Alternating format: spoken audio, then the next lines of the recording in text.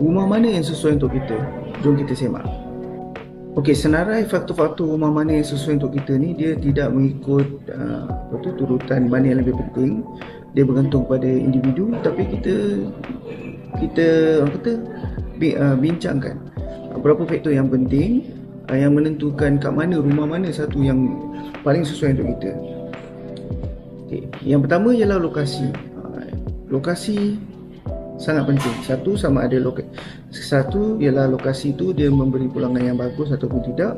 Nombor dua, dia dekat dengan segala fasiliti dan tempat kerja kita. Okey, jadi apa yang kita perlu lihat ialah kalau kita nak beli satu rumah tu, kita semak lokasi tu adakah dia sesuai, mempunyai segala amenities yang perlu dengan kita. Kita punya sekolah, kalau sekiranya sekolah tu anak kita dah besar dan masing-masing dah ada dah masuk college kan, jadi mungkin sekolah bukan yang paling penting untuk kita. Tapi kalau sekiranya anak kita masih kecil dan perlu dihantar sekolah, katakan kita hari, jadi obviously kita nak cari tempat ataupun rumah yang dekat dengan sekolah. Jadi sekolah juga memainkan peranan. Kalau sekiranya sekolah tu kita nak bersekolahkan dia dekat sekolah kluster yang cemerlang example, maka mungkin kita kena pilih alamat yang membolehkan kita masuk ke sekolah tu. Itu adalah contoh. Ya, selain daripada tu ialah tempat kerja. It's okay kalau sekiranya tempat kerja beza dia 5 minit, kadang-kadang kita boleh mendapat lokasi yang bagus. Ada satu tempat yang kawasan perbezaan dia 5 minit je, tetapi dia punya harga je sampai 14-15% different daripada tempat yang lebih mahal. Jadi kalau sekiranya kita tengok satu tempat yang kita suka tapi harga dia mahal, kita tarik lagi keluar dalam perjalanan 5 minit, mana satu tempat yang kat mana offering yang mungkin ikut dengan bajet kita. Ini jatuh nombor 2, bajet. Mana yang sesuai, rumah mana yang sesuai dengan kita bergantung pada bajet. Berapa yang kita mampu, macam mana kita nak mampu. Rule of thumb dia, pembayaran semula rumah tidak lebih daripada 30% daripada kadar gaji kita suami isteri. Kalau kita suami isteri dapat kumpul gaji dapat 6,000, maka darabkan dengan 30%, maksudnya 1,800. Jadi 1,800 bulanan lebih kurang RM360,000. Dekat carilah rumah yang kawasan yang ada yang RM360,000. Katakan kalau sekiranya RM360,000 tu tak ada dekat kawasan yang kita suka, macam yang saya cakap tadi tu, tarik 5km, 10km, dan lepas tu dekat mana cawang tempat tu yang ada RM360,000 punya rumah.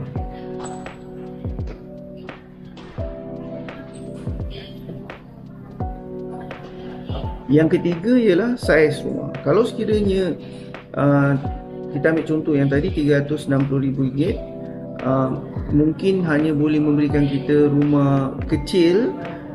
Kalau sekiranya kita punya anak masih lagi kecil, umur 1, 2, 3 tahun kan, then it is still okay untuk you beli rumah tu kan, untuk you tinggal selama 10-15 tahun. Bila anak kita dah membesar dan memerlukan rumah yang lebih besar, dan kita boleh jual dan beli rumah lain. Okey. Mungkin orang kata masa akan datang mungkin rumah dah tak mahal lagi dah. Mungkin rumah dah mahal dan tak mampu kita nak beli rumah yang yang harga yang besar. So balik kepada keadaan yang saya cakap tadi. Masa tu anak dah besar, dia dah college, dia tak perlukan rumah yang dekat dengan sekolah. Jadi it's okay kalau kita duduk dekat outskirt, tempat yang rumah yang lebih besar, tapi dia punya rumah yang lebih besar tapi dia punya keperluan untuk sekolah tu tak ada, dan kita boleh dapat good value dekat outskirt ataupun luar sikit daripada kawasan urban.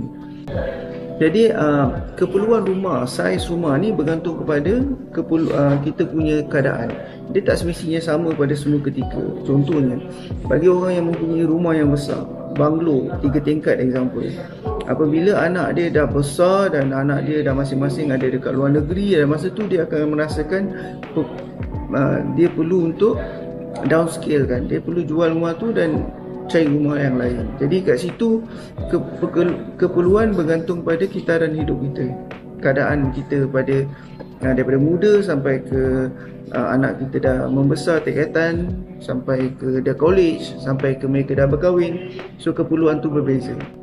Okey, kalau sekiranya berkenaan dengan jenis pula rumah kan, mungkin macam diri kita kata, oh, rumah impian kita ialah rumah yang landed bungalow example kan. Tetapi bergantungan kepada bajet kerja, lokasi dan sebagainya tu, mungkin kita tidak boleh capai kat situ. Jadi kita kena tengok kat mana keperluan kita. Seperti yang video ni cakap, rumah mana yang kita perlu, yang sesuai untuk kita. Kalau sekiranya kita ni baru kahwin, jadi there is no need for us to dapat rumah yang besar. Banglo example is sufficient. Kalau sekiranya rumah apartment yang walk up, tak ada masalah, sebab kita suami isteri 2 orang kan, anak kita mungkin kecil lagi, kita boleh ambil rumah yang walk up, rumah yang 3 tingkat 4 tingkat, mungkin penat sikit, tapi most of the time kita cuma naik dan turun waktu kerja je, betul? Turun waktu balik kerja, turun masa nak pergi kerja, naik masa balik kerja. Jadi kalau itulah cara hidup kita, there is no need untuk kita dapat rumah yang ground level. Jadi kita boleh dapat penjimatan. Apabila kita dah, keluarga kita membesar, maka mungkin grocery kita lebih banyak, maka during that time good idea kita tukar untuk dapat rumah landed ataupun cari rumah yang ground ataupun first floor dan sebagainya. Tapi ada ketikanya itu kalau apartment walk up, tapi most of the time kondominium is sufficient untuk kita. Apartment yang berlift pun sufficient, cukup untuk kita nak menjalankan kehidupan kita sampai kita tua pun. Jadi bergantung kepada keperluan kita. Tapi kalau sekiranya kita ada tight budget, jadi kalau kita tak ada tight budget, dan kita boleh pilih banyak pilihan. Tapi kalau kita ada tight budget, dan maybe jangan tutup lagi jangan tutup apartment workout tu, maksudnya yang kena naik tangga tu, jangan tutup, because apartment yang workout tu mungkin kena dengan kita kalau sekiranya kehidupan kita ni tidak memerlukan untuk kita ada lift dan sebagainya.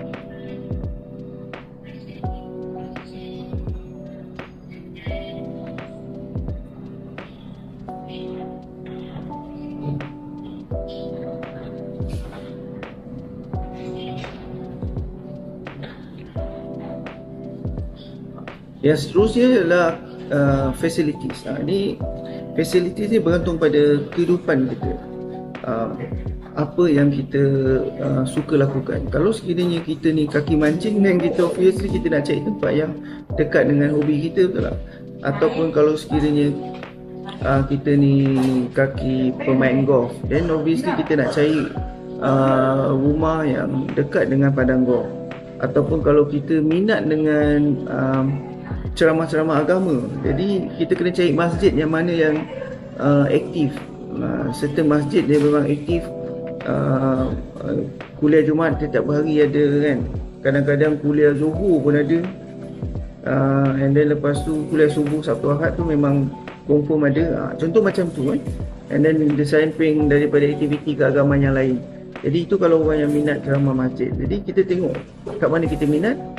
Jadi usually cara yang selalunya saya buat ialah apa yang kita minat, dan kita cari 5 minit naik kereta.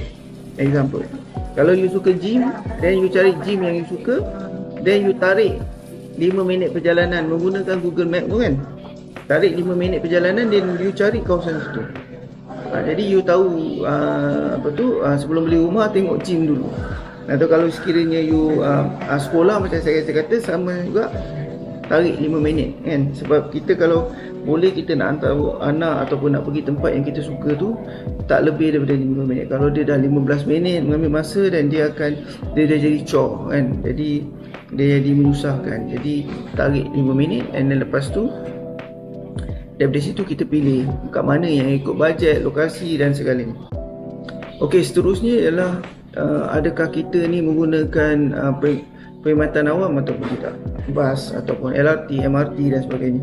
Kalau sekiranya kita menggunakan, dan kita kena find a route yang dekat dengan yang melalui tempat kerja kita.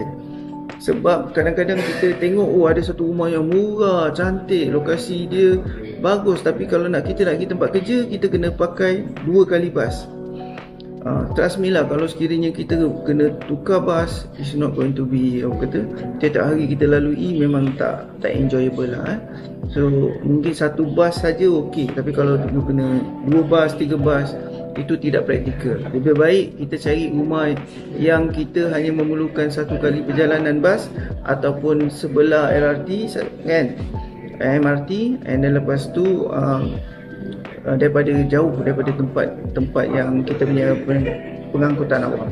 Tapi kalau sekiranya kita suami isteri ada kereta dan kita tak perlukan perkhidmatan awam, then benda tu mungkin menyebabkan kita tak perlu nak risau sangat kita dengan transportation. Jadi kita boleh dapatkan rumah yang lebih besar dengan harga yang lebih baik di outskirt of kawasan outskirt sikit, kawasan luar sikit. So yang terakhir ialah dia punya kenaikan harga. So kalau sekiranya kita nak dapatkan pulangan yang paling bagus dengan kita punya rumah, dengan pelaburan kita, obviously kita nak cari rumah yang memberikan kenaikan harga yang paling tinggi. Jadi kita semak kawasan tu, dia punya trend dia sebelum-sebelum ni, and kalau sekiranya kenaikan harga tu tinggi, dia akan sampai satu ketika tempat tu dia tak akan naik lagi. Macam tu lah. So dia kenaikan harga pun dia tidak akan selama-lamanya naik.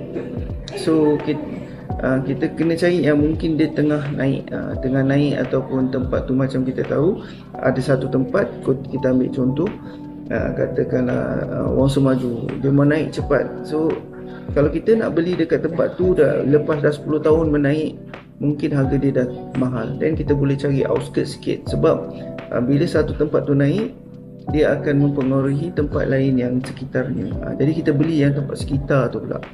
Jadi dari situ kita akan mendapat good deal. Okey, yang terakhir ialah dapatkan khidmat nasihat daripada orang yang betul-betul mahir dalam ni.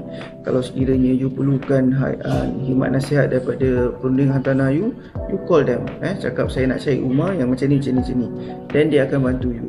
Obviously bila kita jumpa dia, kita cakap dengan dia, kita jangan deal dengan ramai orang, sebab bila kita deal dengan ramai orang, jadi menyusahkan ketika akan datang, tak tahu mana nak pilih kan. So better you deal dengan satu orang perunding hartanah yang you betul-betul yakin dia boleh membantu you. Kalau perlukan khidmat saya, just WhatsApp, saya akan bantu apa yang perlu. Baik, terima kasih banyak. Kita jumpa lagi akan datang. Jangan lupa untuk subscribe, tekan butang notifikasi, share dan thumbs up, sebab banyak daripada orang yang tengok video saya ni dia bukan subscriber. Jadi why don't you subscribe, and you akan membantu memberi sokongan saya untuk bagi lebih banyak konten. Jumpa lagi akan datang. Assalamualaikum.